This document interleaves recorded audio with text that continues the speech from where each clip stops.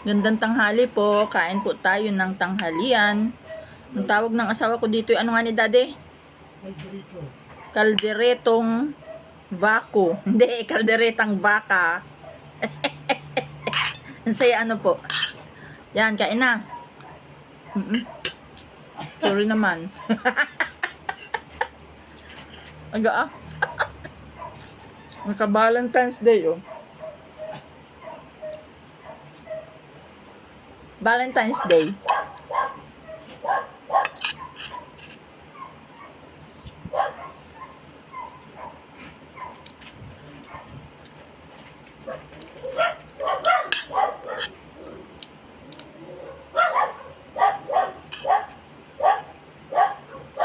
Ang nakuha ko pala ay ano, Valentine's Day na damit.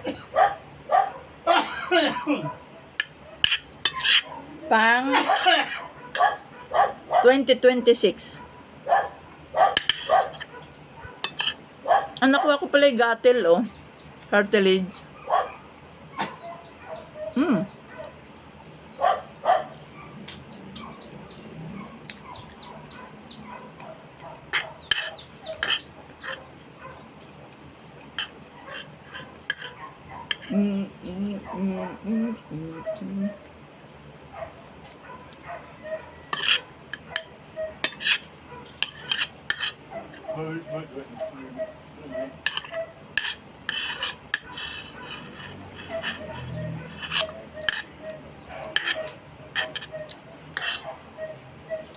Medyo maanghang pala ang ganito, ang Daddy.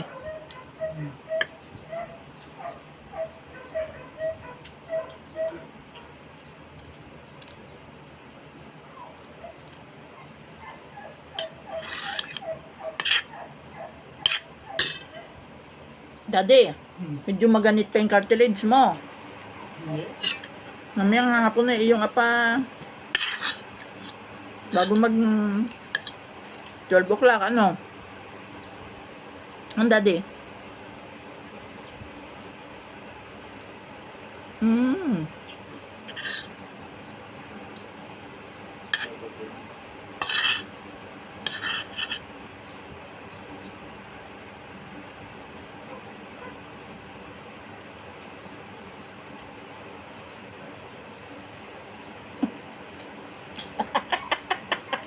Si Lola. Kaya naman kalula.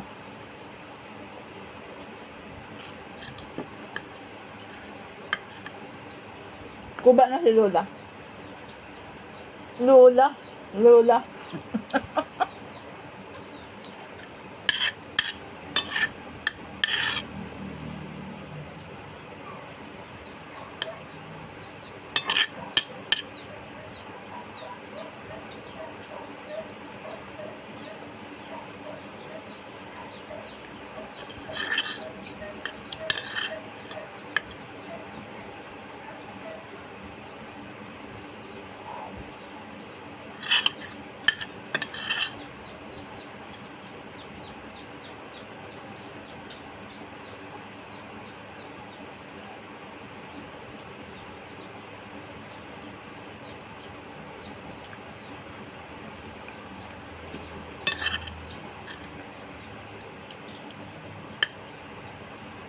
Ang asawa ko po mahilig sa baka.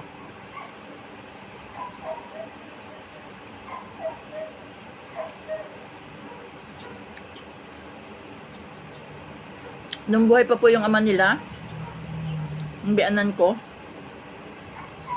ang dami pong baka noon, kabayo, karabaw, kambing. Ang asawa ko po yung masipag mag-ula. Nung aning meaning ng ula, Daddy? Pastol pala. Hindi po pastor, pastol.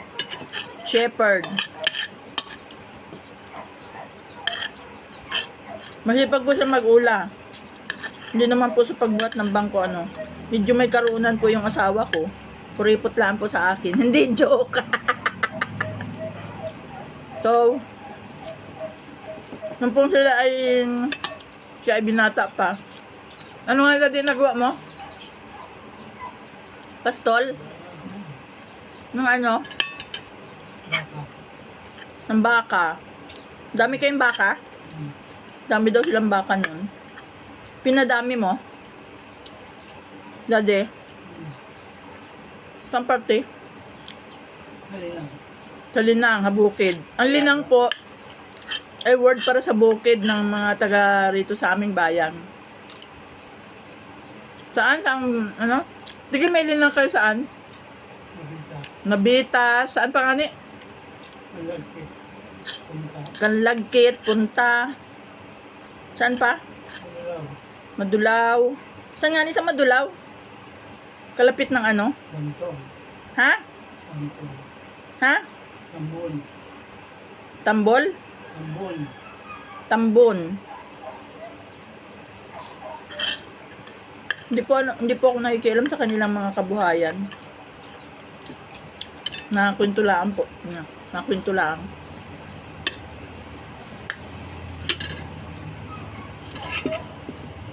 Yun po yung pinaghirapan ng kanyang mga magulang. Masipag po yung kanyang ama. Yun po ay namatay po yung 103. Kung di ba ka po yan ay masipag, banat na banat ang katawan sa pag-araro. Noong unang panahon, sabi niya, yung daw ama nila, nabaha yung kanilang up and down na bahay. Sinauna pong bahay, maganda. Lahat po yung kahoy. Diyan po sa may rotunda, yan, sa may pagpasok ng bayan, ay inabaha daw po sila noon. Ay wala daw pong pakialam yung ibang mga tao kung sila'y bahain. Kaya, ang ginawa po ng kanyang ama, inararo po yung ano, padaluyan dati ng tubig, ano, kanal, para hindi kayo bahain, ano. Inararo ni Aman Daniel. Inararo daw ni Aman Daniel yun. Mag-isa. Sipag po yung matanda, kaya po yun ay ako pati po'y takado do sa matandang yun. Ano, digay na kasama ko po sa bahay sila at ako po'y sa kanila tumira.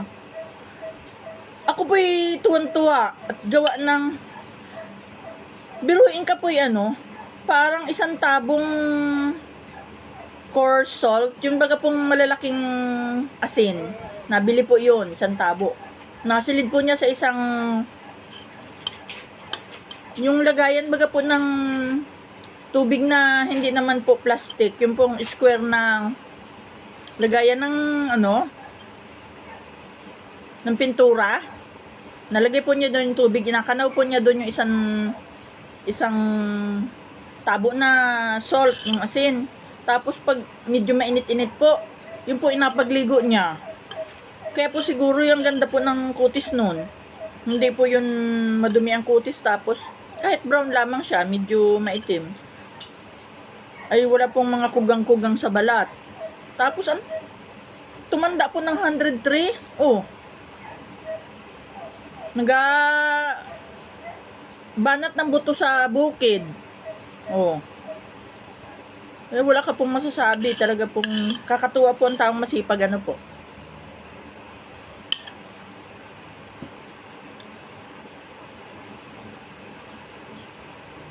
Siyempre po, kaya naman lumaki ang kanilang kabuhayan sa kasipagan naman nun. Yung mag-asawa, yung hindi ko na po nakita yung aking biyan ng babae, ay hindi ko na po na ano. Anong tawag doon, daddy? Hindi ko na ano. Hindi ko na nakita, ano. Binata pa po yung asawa ko. Nasa medicine ka pa lang nag-aaral, daddy. Daddy, nung namatay yung si mother mo, nag-medicine po yung asawa ko, first year medicine. Nung po namatay ang nanay nila.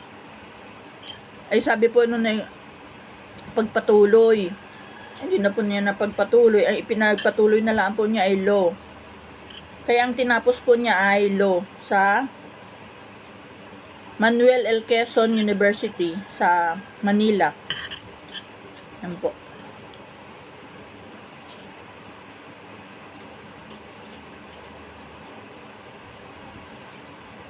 Dati po, siya naka-enroll hanggang ano, dati naka-enroll ng medicine sa Manila Central University, ano.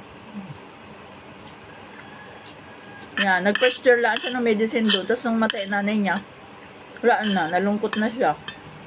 Naglo na lang siya. Nakatapos naman po siya. Dati, nag-aral siya sa Far Eastern University.